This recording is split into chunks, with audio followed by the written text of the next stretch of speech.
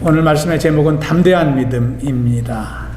bold faith 이렇게 번역할 수도 있겠지만 담대하다는 것은요 두려움이 없다는 것이거든요. 그래서 fearless faith 이렇게 또 말할 수 있을 것입니다. 사랑하는 성도 여러분, 여러분은 삶 가운데 두려움이 없으십니까? 뭐 근심되는 일이 하나도 없다고 하시는 분, 우리 삶 가운데는 어떤 이유라도 크고 작은 두려움들이 우리에게 찾아오게 마련입니다. 육신이 연약해도 두렵고요. 또 질병 가운데 있어도 두렵고요. 또 경제적인 어려움이 찾아와도 두렵습니다. 또 사람과의 관계 속에서 이 관계가 또 화평하지 못하면 이제 사람을 만나는 것이 또 두려운 일이 되기도 합니다. 세상에 살면서 우리는 이렇게 두려움을 경험하며 살고 있습니다. 우리가 오늘 합독한 시편 46편에는요 담대한 믿음의 선포가 있습니다. 그런데 그 담대한 믿음의 선포 그 뒷면에는 큰 두려움이 있었다는 것입니다. 시인은요 큰 두려움 가운데 처해 있는데 이렇게 담대한 믿음을 선포하고 있는 것입니다. 우리는 오늘 이 말씀을 통해서 담대한 믿음을 배우려고 합니다. 1절을 한번 보시기 바랍니다. 1절에서 시인은 이렇게 선포합니다. 하나님은 우리의 피난처시요 힘이시니 환난 중에 만날 큰 도움이시라. 환난 중에 만날 큰 도움이시라는 것은요, 이 시인이 바로 지금 환난 가운데 있다는 거거든요. 내가 환난 가운데 있지만 하나님을 의지하며 나아간다는 것입니다. 이 고백은 그냥 시인이 그냥 한 고백이 아닙니다. 이 고백은 실제로 남유다가 큰 위기를 겪는 가운데 하나님의 도우심을 경험하고 고백한 말씀입니다. 히스기야 왕 시대에 강대국 아수르 사네립 왕이 남유다 예루살렘을 공격했습니다. 그리고 예루살렘 성을 제외하고 나머지를 다 정복을 했어요. 이제는 하나님의 성전이 있는 예루살렘도 무너질 위기에 처해 있습니다. 얼마나 두려울까요? 나라가 지금 무너지는 상황인데 얼마나 두렵겠습니까?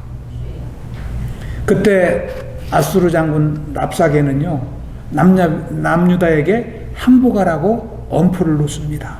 지금이라도 항복하라. 그때 남유다 백성들에게는 다른 방법이 없습니다.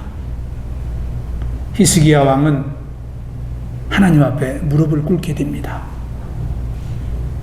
하나님의 도우심을 구하는 것입니다.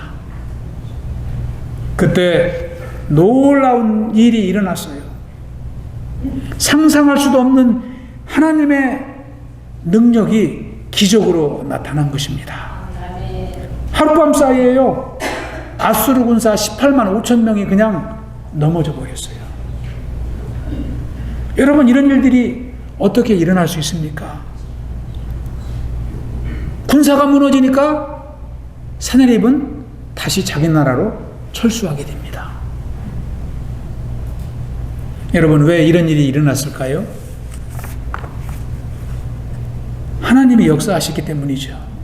하나님이 이스라엘을 도우셨기 때문입니다. 예루살렘을 지켜주셨기 때문입니다. 여러분, 성경 이사야 37장에 보면은 이것을 역사적으로 분명하게 기록하고 있습니다. 우리 좀 길지만 한번 천천히 여러분 한번 따라 읽어주시기 바랍니다.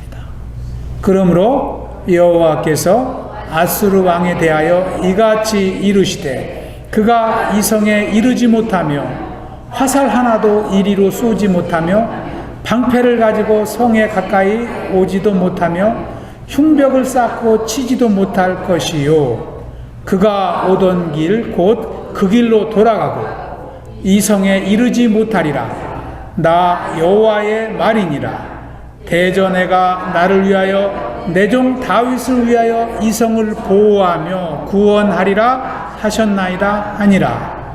여호와의 사자가 나가서 아수르 진중에서 18만 5천인을 쳤으므로 아침에 일찍이 일어나 본즉 시체뿐이라. 여러분, 믿지 않을 수가 없잖아요. 이렇게 하룻밤 사이에요, 역전된 거예요. 하나님이 도우시니까 전쟁이 역전이 된 것입니다. 이 사건이 말하는 의미가 무엇일까요? 하나님은 우리의 피난처가 되신다는 것이죠. 이것을 경험한 시인은 1절과 같이 그래서 고백하고 있는 것입니다. 우리는 연약하지만 하나님이 함께 하시면 어떠한 역경 가운데에서도 승리할 수 있다는 것을 보여주는 것입니다. 그래서요, 하나님이 함께 하심을 경험하는 인생은요, 100만 군대가 앞에 있어도 두려워하지 않는 것입니다. 사단이 아무리 우겨싸도 넘어지지 않는 것입니다. 하나님이 피난처가 되어주시기 때문입니다. 그래서 그의 영혼은 평안을 누리게 됩니다. 여러분, 계속해서 2절 3절을 보십시오. 그러므로 땅이 변하든지 산이 흔들려 바다 가운데 빠지든지 바닷물이 솟아나고 뛰놀든지 그것이 넘침으로 산이 흔들릴지라도 우리는 두려워하지 아니하리로다. 하나님이 도와주시니까 어떠한 두려움이 엄습한다 할지라도 두려워하지 않을 수 있다는 고백입니다. 여러분, 어떻게 이렇게 두려운 가운데 두려워하지 않고 이런 고백을 할 수 있다고 생각하십니까? 어떨 때 우리가 이렇게 고백할 수 있습니까? 다른 때가 아니라 담대한 믿음이 있을 때입니다. 담대한 믿음이 있으면 누구든지 어려운 가운데, 두려운 가운데에도 고백할 수 있는 것입니다. 2절 3절을 보시면 이게 보통 두려운 상황이 아닙니다. 여러분, 우리가 성경을 읽어서 그렇지요, 실질적으로 땅이 변하든지 산이 흔들려 바다 가운데 빠지든지 그런 일들이 우리가 사는 이 지역에 일어난다면 두려워하지 않을 사람 있어요? 아마 땅이 쫙 갈라져 가지고 집이 막 걸리 들어가고 모든 우리의 생명이 다 걸리 빨려 들어가는데 두려워하지 않을 사람이 누가 있어요? 3절은 뭐라고 말씀합니까? 바닷물이 솟아나고 뛰놀든지 그것이 넘침으로 산이 흔들릴지라도 우리는 두려워하지 아니하리로다. 여러분, 올여름에 한국에 장마가 아주 폭우가 심했잖아요. 막 산이 무너지고 막 집이 떠내려가고, 이게 일본 쓰나미가 밀려오는 나라에서만 있는 현상인 줄 알았는데 우리나라에도 이런 일이 찾아왔습니다. 그래서 많은 이재민이 발생하고 실질적으로 산사태로 인해서 생명을 잃기도 하고, 이 정도로 비만 와도 무서운데요, 바닷물이 솟아나고 뛰놀고 물이 넘쳐 산이 흔들리고, 이것은요 바다에서 막 지진이 일어나가지고 쓰나미가 밀려오고 이것을 말하는 것입니다. 실질적으로 2004년도 여러분, 그 인도네시아 인근에서 일어난 쓰나미를 기억하실 것입니다. 인도네시아 수마트라 섬 인근에서 발생한 지진과 쓰나미는 아주 가장 큰 재해로 기억이 되고 있습니다. 진도가 9가 넘는 강진이 인도양에서 발생하니까요, 이게 파도가 30m가 높은 거예요. 30m가 되는 파도가 막 육지로 밀려 닥치니까 인도, 인도네시아, 스리랑카, 태국 이 지역이 막 물에 잠깁니다. 몇 명의 목숨을 잃고 이재민이 발생했어요. 23만 명이 죽었어요. 23만 명. 23만 명이면은요, 우리 코부 시민 전체, 우리 코부 도시에 3만 명밖에 안 돼요. 우리 이 도시가 거의 7, 8개 도시가 그냥 그 생명이 다 앗아가는 것입니다. 이렇게 인생은 자연 앞에 연약합니다. 자연재해가 아니라도 우리는 많은 두려움을 갖고 삽니다. 밤길을 혼자 가도 두렵고요. 또 내 내면에 많은 두려움이 있습니다. 뭐 천둥 소리만 크게 나도 두렵고요. 회개하지 않은 죄가 있으면 두렵고요. 인생의 미래가 한없이 두렵습니다. 그런데 오늘 시편 기자는 그러할지라도 나는 두려워하지 않겠다고 선포하고 있습니다. 그것이 바로 담대한 믿음이라는 거예요. 담대한 믿음. 여러분, 그러면 담대한 믿음을 어떻게 가질 수가 있을까요? 누가 담대한 믿음을 가진 사람일까요? 목소리 큰 사람? 목소리 크면 담대해집니까? 네. 여러분, 막 큰 목소리로 부르짖으면 담대해집니까? 네. 담대해지는 것 같이 느껴지기도 합니다. 싸움 잘하는 사람이 담대한 사람입니까? 여러분, 그것은 담대한 것이 아닙니다. 담대한 사람은요, 다른 사람이 아니라 하나님을 신뢰하는 사람입니다.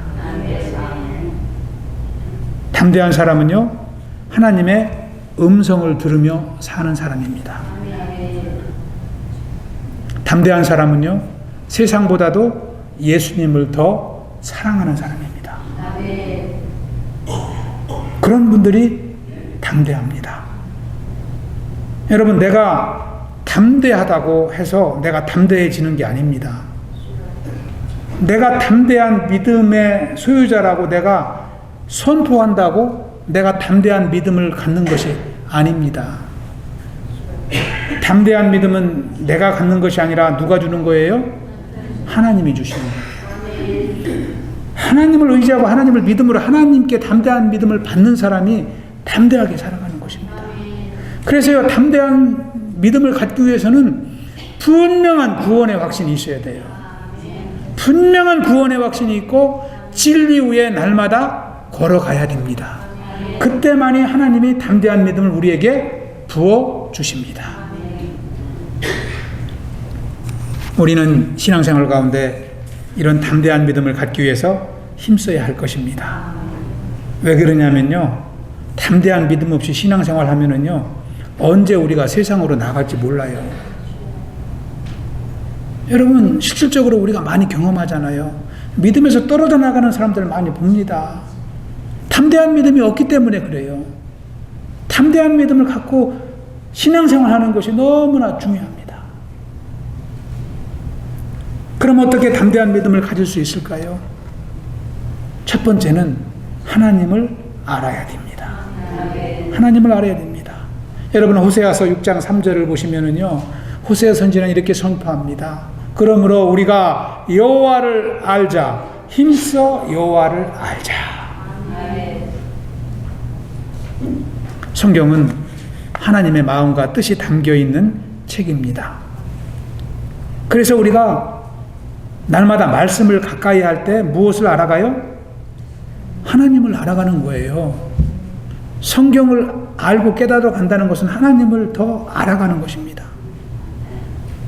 하나님의 말씀을 가까이 하고 하나님의 말씀을 묵상하고 하나님의 말씀을 암송하고 하나님의 말씀을 읽고 하나님의 말씀을 전파하고 이런 것들을 통해서 우리는 사역을 감당하고 일을 감당하는 것이 아닙니다. 신앙생활 가운데 하나님을 더 알아가고 하나님과 가까이 살아가는 거예요. 하나님이 어떤 분이신지 분명하게 알 때 우리에게 믿음이 생기기 시작합니다. 하나님을 향한 신뢰감이 우리에게 이제 드러나는 것입니다. 다시 말하면 하나님을 알면 알수록 믿음은 자라간다고 할 수 있습니다.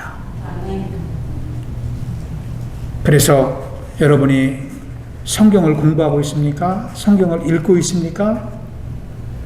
말씀을 암송합니까? 열정을 더 가지시기 바랍니다. 그것은 하나님을 알아가는 과정이기 때문입니다.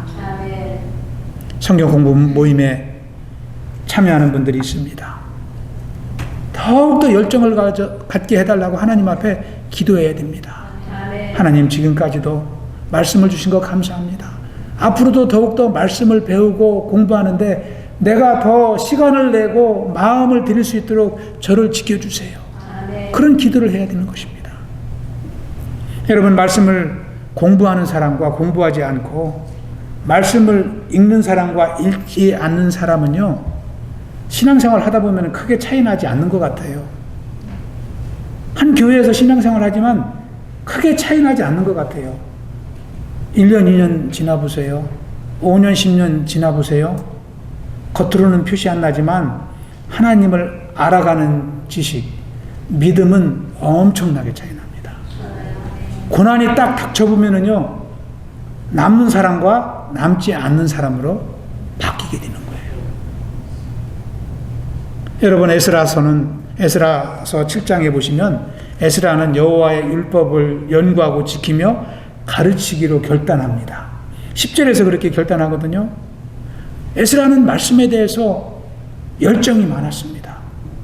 그는 자기가 말씀을 배우고 익히고 은혜 받는데 그치지 아니하고 그의 말씀을 사랑하는 마음이 백성들에게 흘러가게 돼요. 그래서 백성들을 말씀으로 인도하는 일꾼으로 쓰임을 받게 됩니다. 사도행전에 보시면 사도 바울이 각 도시를 돌면서 복음을 전파하는데 베리아 사람들은 말씀에 대한 경외심이 남달랐어요. 베리아 사람들은요, 날마다 말씀을 상고하고 묵상하고 읽고 공부했어요. 그 사람들이 다른 백성들을 말씀으로 인도하는 귀한 사역을 감당하게 되는 것입니다. 저와 여러분도 마찬가지인 줄 믿습니다. 우리가 말씀을 사모하고 그래서 하나님을 알아가면 알아갈수록 하나님은 저와 여러분을 복음의 일꾼으로 사용하실 것입니다. 그래서요, 말씀과 믿음은 별개가 아니에요. 말씀을 가까이 하면 믿음이 생기기 때문에 말씀과 믿음은 함께 가는 것입니다. 뗄 수 없는 관계라고 할 수가 있습니다. 여러분, 우리 교회 이렇게 들어오시면은 오른쪽 창문에 뭐라고 붙여 있어요? 은혜와 진리로 세워지는 교회. 여러분, 우리가 지난주 나눴던 요한복음 1장 14절 말씀도 예수님 안에 보니까 은혜와 진리로 충만하다는 거예요. 그러면 우리 교회가 은혜와 진리로 세워진다는 것이 무슨 뜻일까요? 우리 교회는요, 구원받은 백성들이 모이는 곳이라는 거예요. 구원의 확신을 가지고 진리 위에 날마다 하나님의 말씀과 동행하기를 결단하고 순종하는 사람들이 모이는 곳이라는 거예요. 그것이 교회 아닙니까? 그것이 은혜와 진리가 예수 안에 있는 것이고, 예수님이 세워진 교회는 그러한 백성들이 모여서 하나님을 찬양하고 예배하고 맡겨주신 사명을 감당하는 곳이 바로 교회라고 믿는 것입니다. 저와 여러분이 하나님의 말씀을 가까이 하며 하나님을 더욱더 알아갈 수 있길 축복합니다. 두 번째, 담대한 믿음을 갖기 위해서는요, 하나님의 음성을 들어야 됩니다. 여러분, 하나님의 음성을 어떻게 듣습니까? 여러분, 기도 가운데 하나님의 음성을 많이 듣습니다.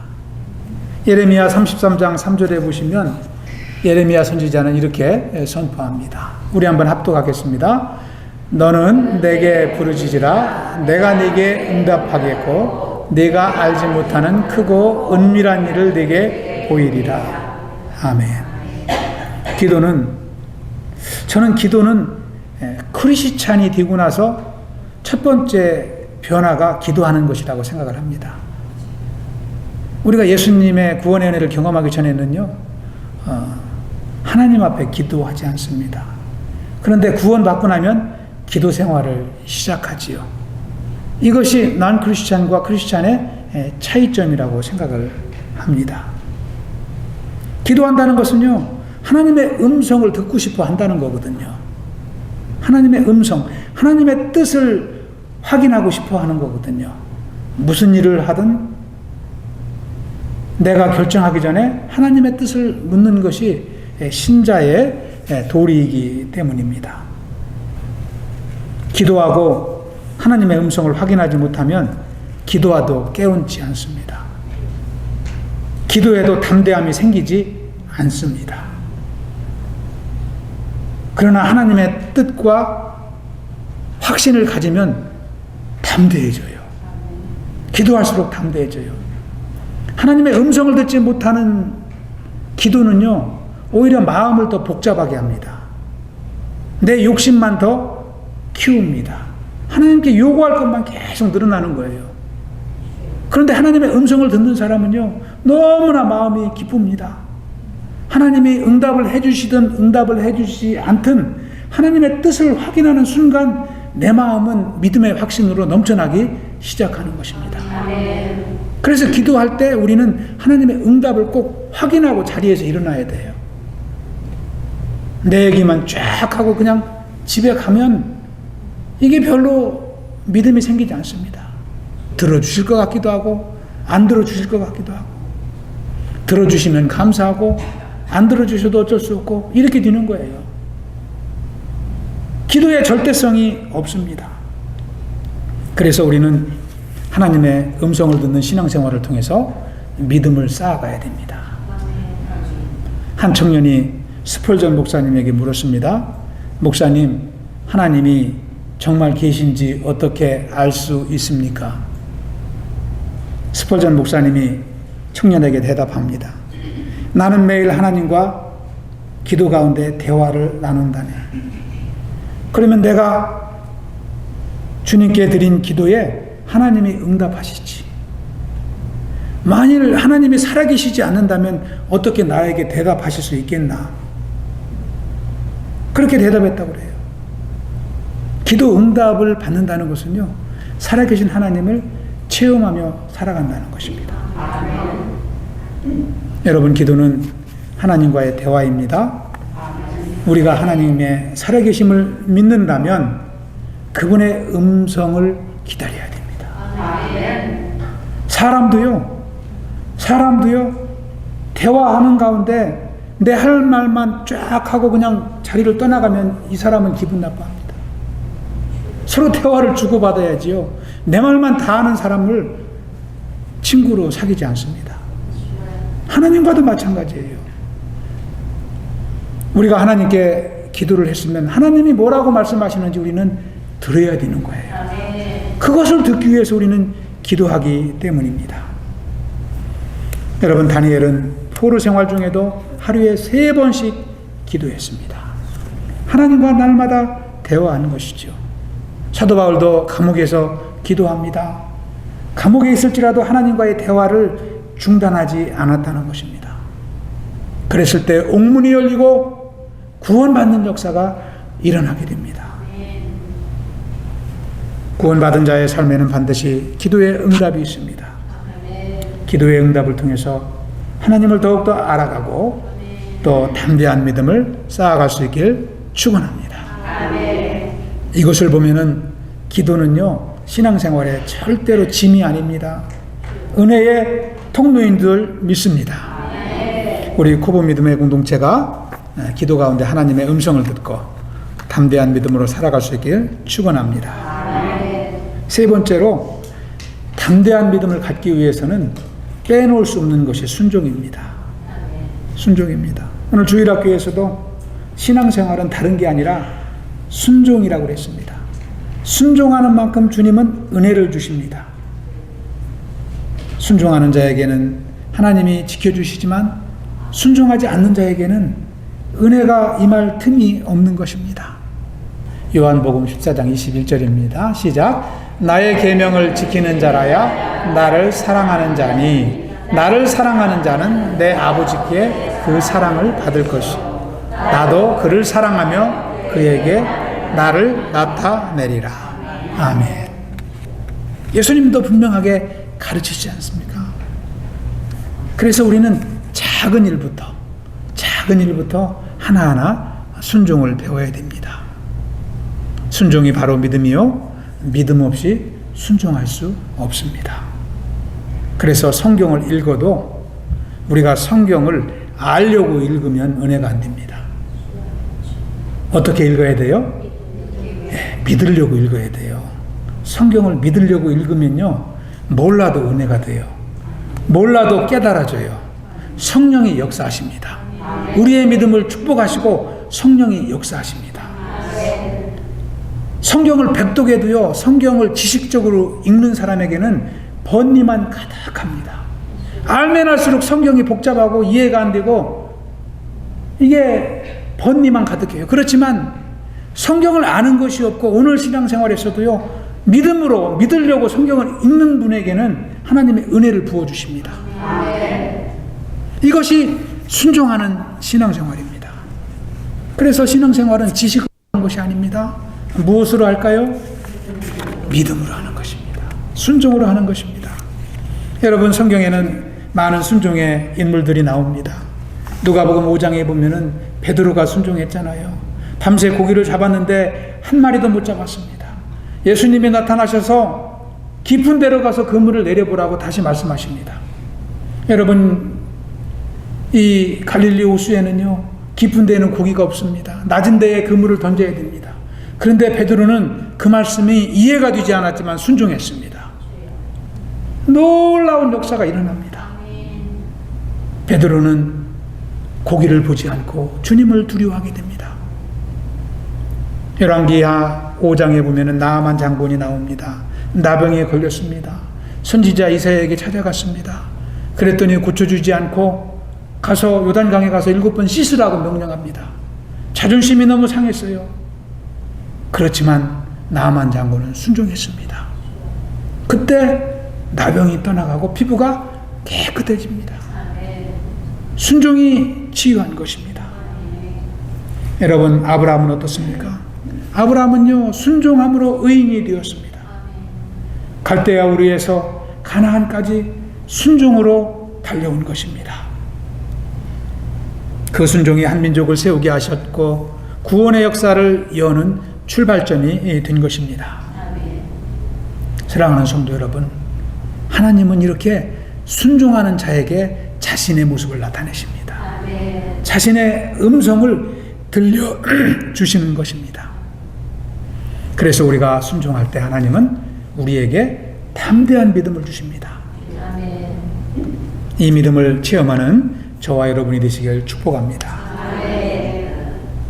그리고 우리가 믿음을 갖기 위해서는 네 번째로 일상에서 하나님을 경험하며 살아야 됩니다. 여러분, 하나님은 무소부재하신 하나님이십니다. 하나님은 예배당 안에만 계시는 분이 아닙니다. 우리의 고난 중에도 함께 하시고 우리의 일상 중에서 늘 함께 하십니다. 그리고 우리에게 말씀하십니다. 그래서 우리에게 필요한 것은요, 늘 하나님의 임재를 경험하는 것입니다. 그때 하나님은 우리에게 역사하시고 믿음을 새롭게 하십니다. 예배당 안에서 하나님을 기억하는 것은 어렵지 않습니다. 그런데 일상 가운데 일할 때나 길을 걸어갈 때나 하나님을 기억하는 일은 우리가 신경을 써야 됩니다. 하나님을 생각하지 않을 수 있기 때문입니다. 여러분, 특별히 여러분이 특별한 영적 체험이 없다 할지라도요, 기도의 능력을 여러분이 지금까지 경험하지 못했다 할지라도요, 하루를 주님과 함께 시작해 보십시오. 아침에 일찍 일어나서 주님을 의지하며 기도를 시작하고 여러분의 일상생활 가운데 하나님께 묻고 듣고 이것을 연습한다면 여러분은 여러분이 모르는 사이에 담대한 믿음의 용사로 바뀌어 있을 것입니다. 하나님이 그렇게 임재를 경험하는 자에게 담대함을 주십니다. 믿음을 주십니다. 사소한 것부터 하나님께 묻는 자에게 하나님은 역사하시는 것입니다. 여러분, 시편 121편 8절에 보면은 세번역 성경으로 이렇게 기록을 합니다. 주님께서는 네가 나갈 때나 들어올 때나 이제부터 영원까지 지켜주실 것이다. 우리의 일상 가운데 하나님은 함께 하신다고 약속하십니다. 또 37편 5절에 보시면은 우리 한번 합독해 보겠습니다. 시작. 내 갈 길을 주님께 맡기고 주님만 의지하여라. 주님께서 이루어 주실 것이다. 아멘. 우리의 일상 어디에 있든지 무슨 일을 하든지 어떤 환경 가운데 있다 할지라도 맡기고 의지하면 주님이 해결해 주신다는 것입니다. 할렐루야. 이처럼 믿음은 매일 평범한 일상 중에 하나님을 의지할 때 나타나는 것입니다. 우리가 읽었던 시편 46편 10절에도 보시면 아주 유명한 말씀이 있습니다.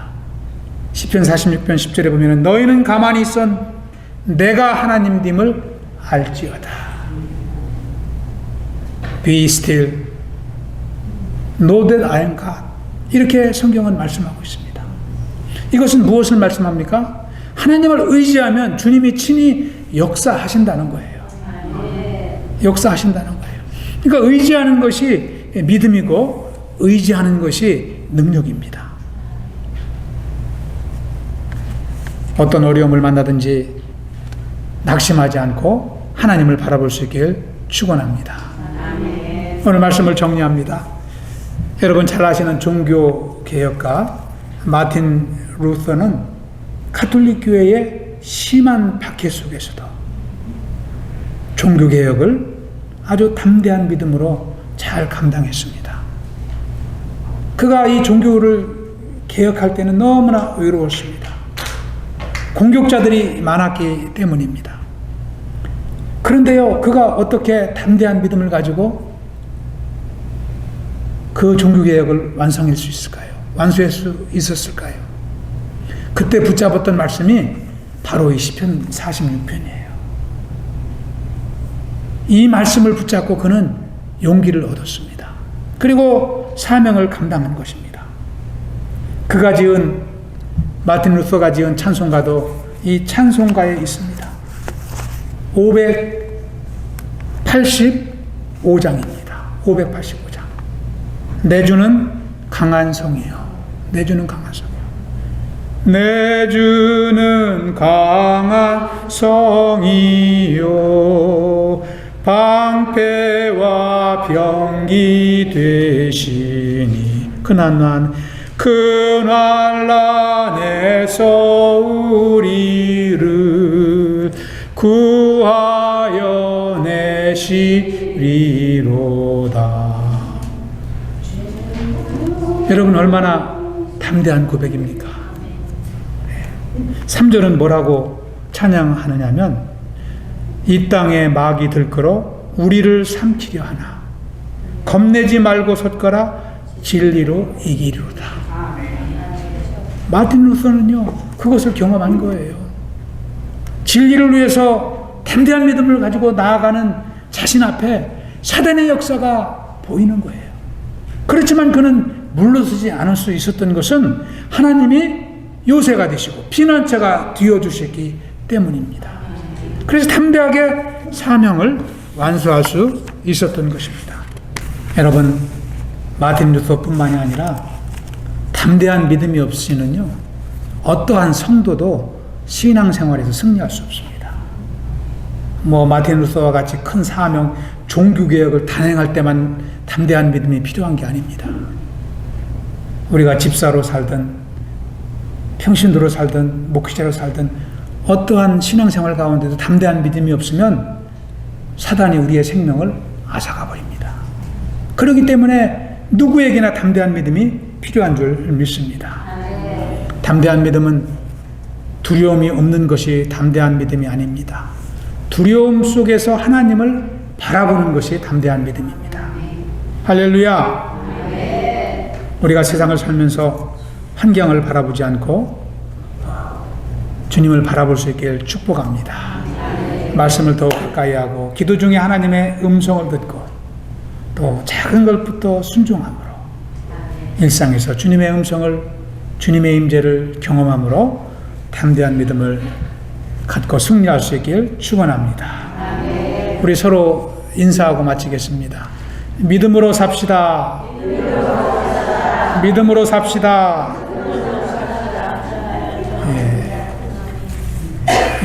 하나님의 주님의 은혜와 진리로 세워진 우리 코보 믿음의 공동체가 담대한 믿음으로 참 이제 날마다 주님 주시는 기쁨을 경험하며 살아갈 수 있길 축원합니다. 기도하겠습니다. 아버지 하나님 감사합니다. 오늘도 시편 말씀 묵상하며 또 하나님을 예배하며 찬양하며 노래하게 하시니 감사를 드립니다. 아버지, 무엇보다도 참 우리를 자녀로 삼아주신 하나님의 은혜를 다시 한번 기억하며 또 담대한 믿음을 회복할 수 있도록 소원 주시고 도전케 하시니 감사를 드립니다. 아버지, 늘 말씀으로 역사하여 주시옵소서. 기도 중에 말씀하여 주시옵소서. 우리의 신앙생활 가운데 순종의 역사와 하나님의 임재 속에 늘 승리할 수 있도록 축복하여 주시옵소서. 감사하오며 예수님 이름으로 기도하옵나이다. 아멘. 아무것도 두려워 말라. 주 나의 하나님이 지켜주시네. 놀라지 말라. 놀라지 말라. 겁내지 말라. 주님 나를 지켜주시네. 아무것도 두려워 말라. 주 나의 하나님이 지켜주시네. 놀라지 마라. 겁내지 마라. 주님 나를 지켜주시네. 내 맘이 힘에 겨워 지칠지라도 주님 나의 힘이 되시네. 세상의 험한 풍파 몰아칠 때도 주님 나를 지켜주시네. 주님은 나의 산소, 주님은 나의 요새, 주님은 나의 소망, 나의 힘이 되신 여호와. 아무것도 두려워 말라. 주 나의 하나님이 지켜주시네. 놀라지 마라. 겁내지 마라. 주님 나를 지켜주시네. 아무것도 두려워 말라. 아무것도 두려워 말라. 주 나의 하나님이 지켜주시네. 놀라지 마라. 겁내지 마라. 겁내지 마라. 주님 나를 지켜주시네. 내 맘에 힘에 겨워 지칠지라도 주님 나의 힘이 되시네. 세상의 험한 풍파 몰아칠 때도 주님 나를 지켜주시네. 주님은 나의 산소, 주님은 나의 요, 주님은 나의 소망, 나의 힘이 되신 여호와. 내 맘이 힘에 겨워, 내 맘이 힘에 겨워 지칠 주님 나의 힘이 되시네. 주님 나의 힘이 되시네. 세상의 험한 풍파, 세상의 험한 풍파 몰아칠 주님 나를 지켜주시네. 주님 나를 지켜주시네. 주님은 나의 산, 주님은 나의 요새, 주님은 나의 소망, 나의 힘이 되신 여, 주님은 나의 산소, 주님은 나의 산소, 주님은 나의